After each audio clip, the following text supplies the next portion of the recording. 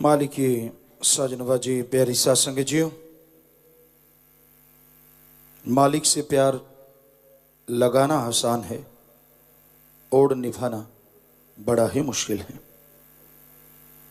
हर कोई मालिक से प्यार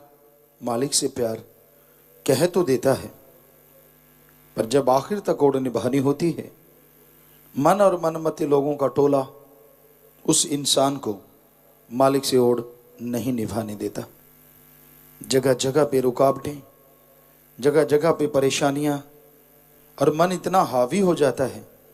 वही सतगुरु मौला जिसके लिए वो जिंद कुर्बान कर सकता है, वो वाहिगुरु अल्लाह राम जिसके लिए वो यह सोचता है सारी दुनिया एक पासे मेरा मालिक एक तरफ, वो पल में मुंह मोड़ लेता है, मुनकर हो जाता है जब मन हावी होता है, जब मन इंसान के ऊपर चढ़ के कूदता है।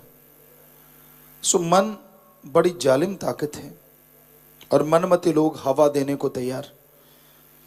जैसे देखा करते खेतों में आमतौर पे ही हम लोग करा करते, लकड़ियां इकट्ठी करते, उसे जलाते, हवा तेज चल रही होती, या कई बार कोई गिल्ली लकड़ी होती, बड़ी मुश्किल हो जाती आग जलानी, तो उसको मुंह से फूंक मारते, हवा देते, तो वो सुलगने लगती, और हवा देते और हवा फूंक मारते रहते, आंखों में कई बार धुआं भी पड़ जाता, लेकिन आखिर में वो जल उठती।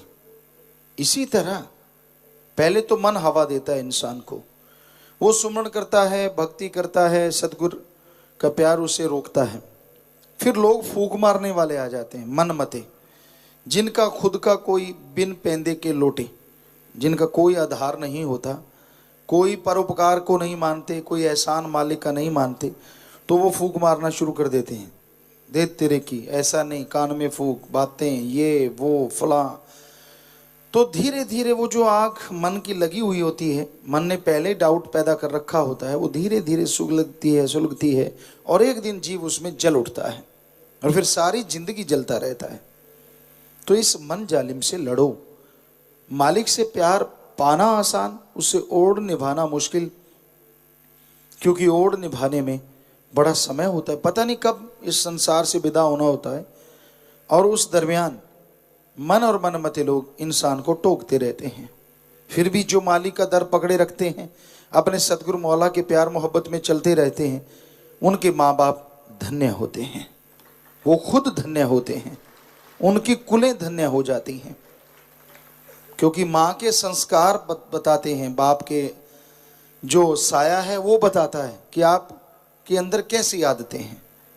क्योंकि एक बार मालिक से प्यार लगा लिया, फिर पीछे कदम हटाने का तो मतलब ही नहीं। परम पिताजी ने वचन किए, बण के प्रेमी फिर दिल नु डलाउणा की, अगे नु बधा के पैर पीछे नु हटाउणा की। लड़ो अपने मन से और दूर रहो ऐसे मनमते लोगों से। अरे माँ बाप के भी नाम आपके साथ जुड़ा है कि कैसी आप औलाद हैं, माँ बाप के कैसे संस्कार हैं। ये कोई बहादुरी नहीं होती, वो तो जानबूझ के हवा देते रहते हैं। जैसे बहुत बार सुना, जो गुंडा तत्व हैं, बुरा कर्म करने वाले हैं, उनको लोग कहते हैं कि तू बुरा कर्म कर, तुझे जन्नत नसीब होगी, अल्लाह तुझे गोद में बिठाएगा। गोद में नहीं, नरकों में वो बदतर हाल होता है उनका, जो कहने सुनने से परे है, बहुत बुरा हाल होता है। तो वो तो हवा देते रहते, उन्होंने कौन सा कुछ खुद करना होता है। दूसरे के कंधे पे रख के चलाते, दूसरे को हवा मार मार, पंप मार मार, तू ये, तू वो, तू फलां।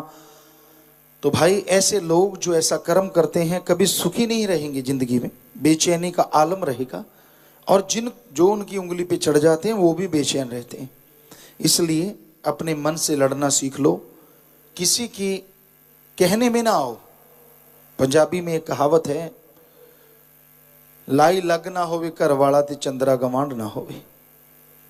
ये कहावत है, लाई लग मतलब किसी की उंगलियों पे लग जाना, कानों का कच्चा। किसी ने कुछ कह दिया, ये है वो है फला, उसी की बात का यकीन किया और घरवाली को पीटने लगा, घर में कलह कलेश हो गया। कहते ऐसा ना हो, और चंद्रा गवांड ना होवे, जिसका आप संग करते हो वो ऐसा ना हो जो निगुरा हो या निंदा करने वाला हो या बुरे काम करने वाला हो, क्योंकि आपको हत्थे से उखाड़ देगा, आपकी करी कराई भक्ति को मिट्टी में मिला देगा। इसलिए ऐसे लोगों से दूर रहो।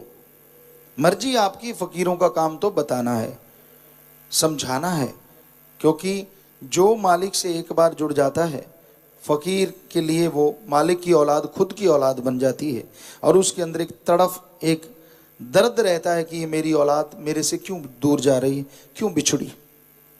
इसलिए भाई संत पीर फकीर बताते रहते हैं, समय समय अनुसार लोग सुनते रहें, मानते रहें, तो यकीनन मालिक से जुड़े रहते हैं। बस मालिक से जुड़ने का परमपिता शास्त्र नाम जी दाता रहबर ने एक ही वचन बताया है, किसे गल्लों छड़दा ना संसार जी। आप अच्छे पहनते हो तो जलेगा, अच्छे नहीं पहनते तो जलेगा। आप अच्छे कर्म करते हो तो जल भुन रहे हैं, बुरे कर्म करते हो तो लोग खुश हो रहे हैं कि ये बर्बाद हो रहा है।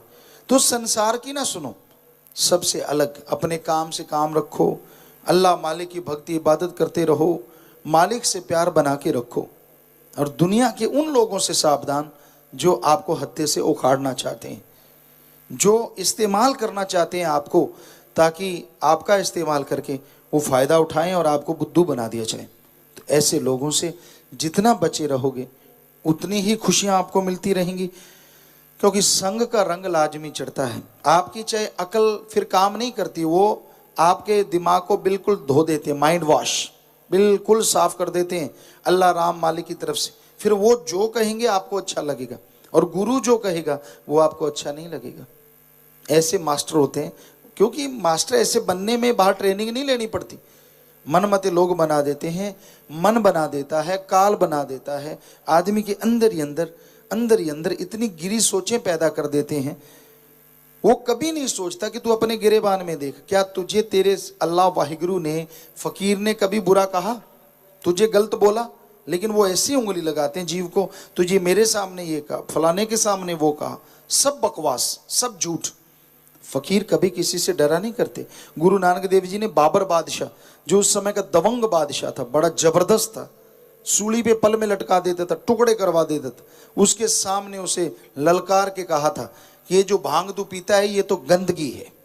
तो फकीरों को कोई डर नहीं होता किसी से।